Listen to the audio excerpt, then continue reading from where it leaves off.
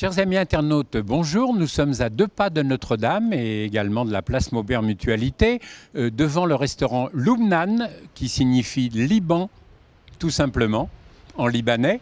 C'est le plus ancien restaurant libanais de Paris. Il a été créé en 1952, modifié en 1984. Et son chef, Kamal Nassif, le patriarche, va vous préparer un dessert fabuleux, car évidemment les Libanais sont également les rois d'une pâtisserie simple, facile et pas chère du tout. Vous dire que ça ne fait pas grossir, ce serait mentir. Suivez-moi.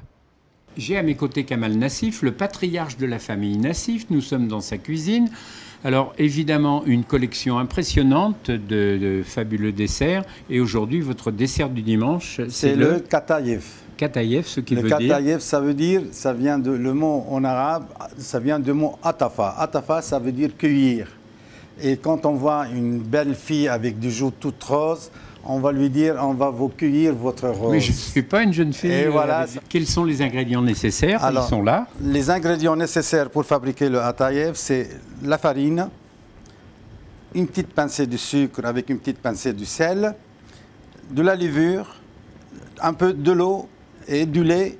Et après, on va le parfumer un petit peu avec l'eau de fleur d'oranger et l'eau de rose. Qui est là, un peu de citron aussi. Puis alors après, là... à la fin, quand la pâte est prête, on va mettre une pincée de bicarbonate de soude et quelques gouttes de citron pour donner une couleur blanche à la pâte. Première action, c'est on va prendre la levure et on va les diluer avec l'eau qui est un peu tiède et la laisser 3-4 minutes ou 5 minutes se reposer. Une fois que la levure elle est bien diluée, on va la mettre dans le robot. Et aussitôt, on va ajouter la farine.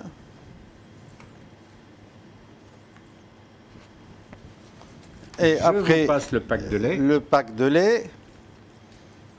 Voilà. On va laisser tourner.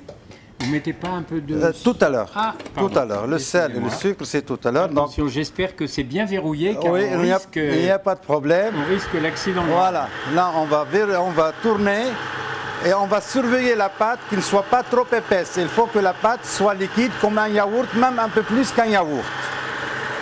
Et en tournant, on va ajouter un peu de sucre et un peu de sel, ce qui est normal. Voilà. Donc là, on peut arrêter. Maintenant, on regarde, la pâte elle est bien claire, elle est bien prise. On va la vider dans le récipient. Qui s'appelle un cul de poule. Voilà, absolument. Grand modèle. Et vous voyez que la pâte elle est liquide, c'est tout à fait normal. Il ne faut pas qu'elle soit trop épaisse pour le cuisson. Maintenant, une fois que la pâte est prête, on va couvrir le récipient avec un tissu pour que la pâte se lever. Kamal, mais nous aussi, on a nos crêpes. Quelle est la différence avec cette crêpe libanaise? Ah, vous allez voir. Donc, nous, on va la fourrer, cette crêpe. On va préparer une crème. Donc, on va prendre une bonne cuillère de maïzena. On va prendre un peu de lait pour diluer le maïzena. Au fouet. Au fouet. Voilà. À ce moment-là, on va faire chauffer la crème sur le feu pour que ce soit à ébullition. Une fois que la crème est en ébullition, on va ajouter le maïzena là-dessus pour épaissir la crème. Et en épaississant la crème, on va la laisser refroidir. Kamal, 3 heures se sont écoulées, ça peut être 2h30, ça dépend de la température ambiante. La pâte est magnifiquement levée, avec plein de petites bulles. Voilà. Alors maintenant, qu'allez-vous faire? Alors maintenant, la première étape, c'est qu'on va faire descendre la pâte, parce qu'elle est bien levée, on va la bien malaxer, que ça prend bien. Voilà, et on va ajouter une pincée de bicarbonate de soude. Et le bicarbonate de soude, c'est pour alléger la pâte. Allez-y, moi je m'occupe du fouet. Voilà. Un peu de citron pour blanchir un peu plus la pâte. Et là, il faut bien malaxer. Ah oui, vous avez le coup de fouet. Ah bah ça. On va ajouter dans toutes les pâtisseries libanaises et orientales, il y a toujours un peu de l'eau de fleur d'oranger et l'eau de rose. Comme ça, voilà. À vue de nez.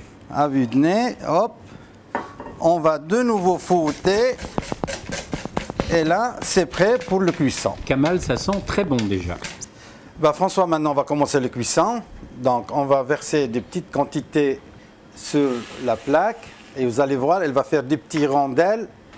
Et on attend que ces petites rondelles se sèchent au-dessus. Et elle va faire des petits trous. On appelle ça les 1000 trous.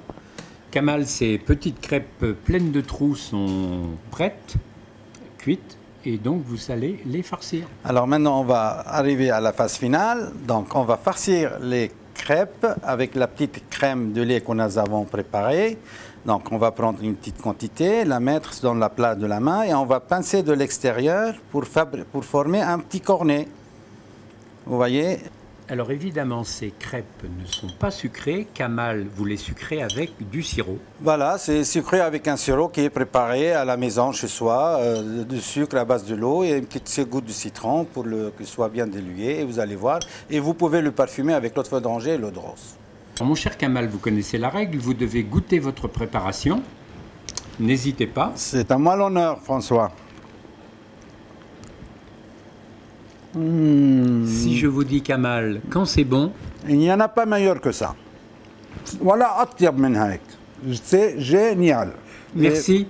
Merci de nous avoir reçus. Bon. Vous pouvez peut-être m'en laisser une quand même. La moindre des choses, François, vous pouvez en goûter. Vous allez voir que vous allez manger vos doigts après. Merci. Merci, François.